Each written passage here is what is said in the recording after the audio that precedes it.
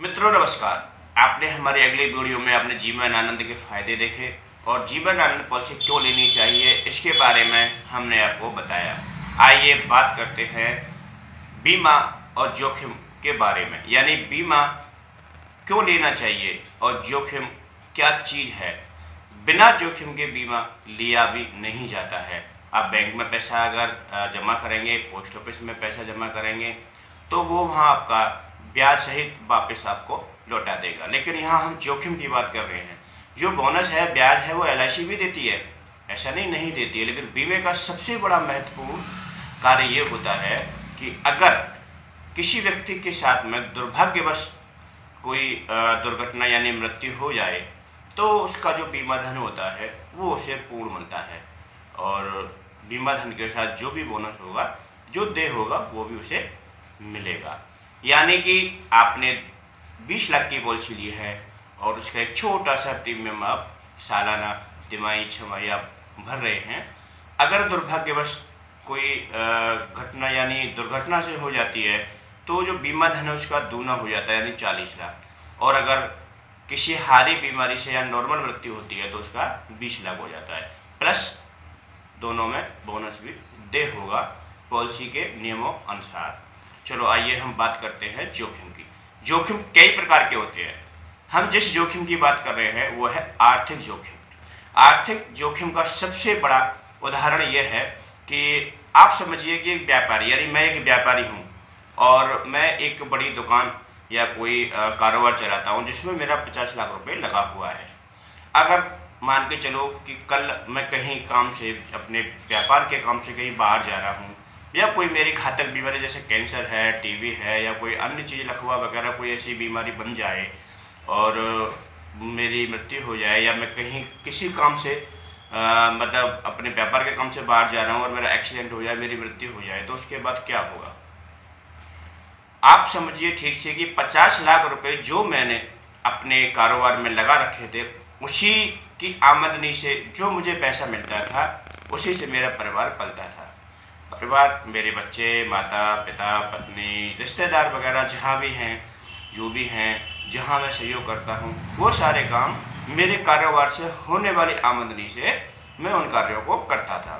विवाह है, शादी है, पढ़ाई लिखाई, बच्चों की, मकान, दुकान, प्लॉट वगैरह वगैरह जो भी है, आप ठीक से समझ सकते हैं। तो आप समझ रहे होंगे कि मैं जो 50 लाख रुपए लगा रखे थे उसी पैसे से अपने पूरे जीवन यापन और अपने परिवार का और सारे अपनी जो भी पूर्ति है जीवन की, वो उसी से कर रहा था। कल को अगर मेरे साथ कोई बात हो जाए या मेरे साथ कोई ऐसी घटना घट जाए, मैं ना रहूं, तो आप ठीक से समझ सकते हैं कि 50 लाख का जो कारोबार था वो बंद हो जाएगा, यानी चौपट हो जाएगा। जब वो चौपट हो जाएगा तो आप समझ सकते हैं कि इतना बड़ा नुकसान, यानी जिससे मेरी आमदनी हो रही थी वो कारोबार बंद हो गया, तो अब मेरे परिवार के खर्चे हैं, बच्चे की पढ़ाई लिखाई है, मेरे मकान, दुकान, प्लॉट, रिश्तेदार, ब्याह विवाह, शादी जो भी है बच्चों की, और बिजली का बिल है, पानी का बिल है, राशन है, काफ़ी चीज़ें ऐसी हैं जो दैनिक जीवन के लिए आवश्यक है, वो सारी अपने आप बंद हो जाएंगी। क्योंकि जब मैं ही नहीं रहा, मेरा कारोबार ख़त्म हो गया मेरे ना रहने से, तो उसके बाद क्या हुआ कि ये मेरे इनकम थी, मेरे द्वारा जो इनकम आती थी वो बंद हो गई और परिवार एक रोड पे आ गया। क्योंकि जब पैसा ही आमदनी नहीं है तो फिर होगा क्या, यानी परिवार रोड पे आ जाएगा और हमारा जो कर्तव्य था वो हम नहीं निभा पाए। और वो कर्तव्य कौन सा है कि जोखिम, यानी आर्थिक जोखिम की हम बात कर रहे हैं कि आर्थिक जोखिम क्या हुआ कि मेरा कारोबार मेरे जाने के बाद में ख़त्म हुआ और परिवार आर्थिक संकट में, भयंकर संकट में घिर गया।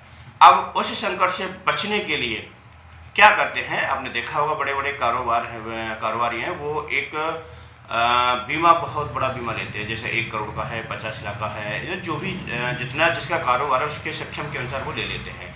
तो मैंने क्या सोचा कि मुझे अगर आर्थिक जोखिम से बचना, मुझे अपने परिवार को ऐसी स्थिति में नहीं लाना है, तो मुझे क्या करना होगा कि मुझे 50 लाख का कम से कम बीमा चाहिए।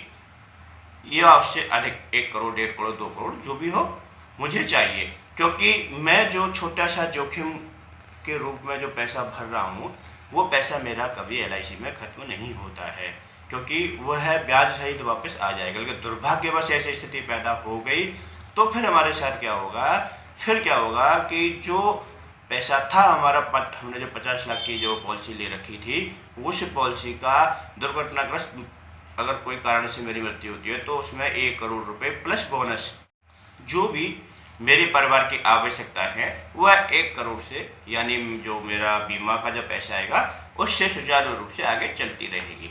ये आप जानते हो कि व्यक्ति जाने के बाद उसे कभी भी नहीं लाया जा सकता। हाँ, इतना जरूर है कि व्यक्ति से होने वाले जो आर्थिक जोखिम है उसकी क्षतिपूर्ति काफ़ी हद तक बीमे के माध्यम से की जा सकती है। यानी मैं नहीं रहा तो मेरे जाने के बाद में क्या हुआ कि मेरे परिवार के जो भी मैं जिन सदस्यों को छोड़ के गया हूँ उनके जो सुचारू रूप से जीवन का जो चलन है, पढ़ाई लिखाई, ब्याह विवाह शादी, अन्य जो खर्चे हैं, बिजली पानी एडमिशन जो भी है राशन का, वो सारे काम सुचारू रूप से चलते रहेंगे।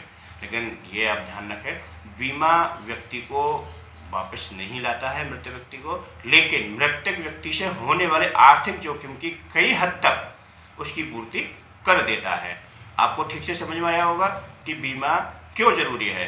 बीमा आर्थिक जोखिम की सुरक्षा करता है, जो आर्थिक जोखिम जो हमारे साथ होने वाला है उसकी पूर्ण रूप से सुरक्षा करता है। और ठाकुर जी चाहे कुछ ना हो, ऐसा कभी समय भी नहीं आए तो आपका जो पैसा जमा हो रहा है उस पैसे को बोनस सहित, यानी जो भी ब्याज होगी उस सहित आपको वापस भी कर देगा। तो मित्रों, आपकी समझ में आया होगा कि आर्थिक जोखिम और बीमे का क्या संबंध है। वीडियो ज़्यादा बड़ा हो जाएगा इसलिए हमने बहुत चीज़ों को स्पष्ट में नहीं बताया है। आने वाली अगली वीडियो में हम आपको ऐसी बहुत सी चीज़ें हम बताएंगे। मैं LIC एडवाइज़र हीरालाल बरसाना से, और आप जब भी परिक्रमा मार्ग में आएंगे तो पुलिस स्टेशन के ठीक सामने, यानी पास में ही है, मात्र 10-15 मीटर की दूरी पर मेरा ऑफिस है। तो आइए, आपका वेलकम है।